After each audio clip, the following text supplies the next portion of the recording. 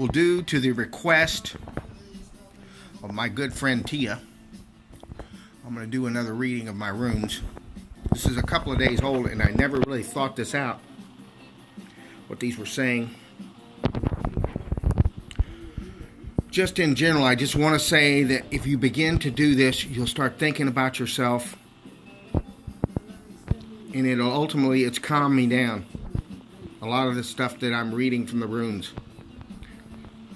Anyway, I asked the runes, I said, give me some direction on my career. Let me know what's going on. Where should I go? I was more focused on the location or different issues. Some interesting things happened. Okay, now, I want to break this down. Here we go. This comes off the internet. It says if you draw a rune, you draw your runes out at random and you lay them out. This one, which is like the rune of Thor, is supposed to be the outcome. It's called Thurazaz. Sorry if I mispronunciated that. Okay, this is the rune of Hail, right here, or Haglis, and that's my future, which is very interesting because I'm in the storm business. So I guess that would be forecasting hail. Which before this happened, there's been some very big hail in Texas and some in Oklahoma, I think, since this came down. Right here in the center is the rune of strength, and that's my challenge. Over here is Kano, which I don't know exactly what that rune is. My pursuit here is Athala. And then finally, the issue for me is Azaz, which means ice. Now, what I perceived at the time is, this is saying that I have a greatness in my career, and that I should aspire for more in my career work, and that I shouldn't just try to get by.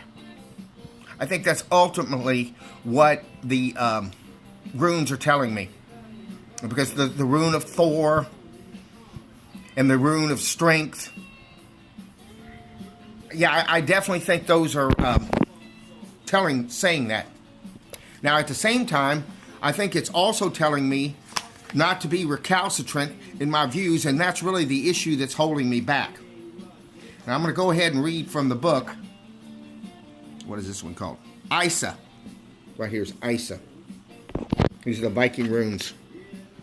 This is according to Ralph Bloom, which is a suspicious source, according to a lot of the people that I've said. But I'm going to go ahead and read it from here, because this is what I have right now. He's on page 137. I'm going to read here. Okay, so this is my challenge. Stand still. And this was like 3 days ago when I did this, and I've thought about it in my subconscious mind for a few days before I've actually come out and did this reading. The winter of your spiritual life is upon you. You may find yourself entangled in a situation whose implications you are, in effect, blind. You may feel powerless to do anything except submit, surrender, or even sacrifice some long-cherished desire. Be patient, for this is the period of gestation that precedes a rebirth. Positive accomplishment is unlikely. There's a freeze on useful activity. All your plans are now on hold. You may be experiencing an unaccustomed drain of your energy and wonder why. A chill wind is reaching over the ice floes of outmoded habits. Trying to hold on can result in a shallowness of feelings, a sense of being out of touch with life. Seek to discover what is in you, what it is you are holding on to that perpetuates this condition, and let go. Shed, release, cleanse away the old. Doing so will bring the thaw. Usually, ISO requires a sacrifice of the I. For such a time, you cannot hope to rely on help or friendly support. And yet there is no reason for anxiety. Submit and be still. Or what you experience is not necessarily the results of your actions or habits, but rather arises from conditions from within you can do nothing. About which you can do nothing. What has been full must empty. What has increased must decrease. This is the way of heaven and earth. To surrender is to display courage and wisdom. And yet there is another face to stand still. Just as winter is a time for going within. Drawing Isa can announce a time of restoration and renewal as the deepest level. In your solitude, exercise caution and do not stubbornly persist in attempting to work your will. Remain mindful that the seed of the new is present in the shell of the old, the seed of the unrealized potential, the seed of the good. Trust your own process and watch for signs of spring.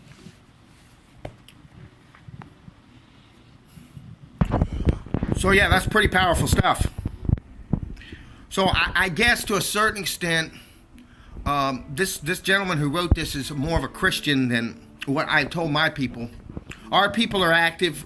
We believe in doing something about it. But I guess just being calm and remaining resolute and not giving away to some of your nature is actually being very activist. Sometimes doing nothing is doing something indeed. And I think that's what's saying to my challenge is just to listen to myself and be calm and move forward, which I think is very good advice. And I could give myself advice because I'm no fool. I will heed it. And I do need advice. If my own counsel, if nothing else. Okay, well, that last one was a paraphrasation of something that I heard the great wrestler Lanny Poffo, who is Macho Man's brother. He said, don't give advice. He said, a fool won't heed it, and a wise man doesn't need it. Well, I think I'm neither. I'm just a man. Peace out.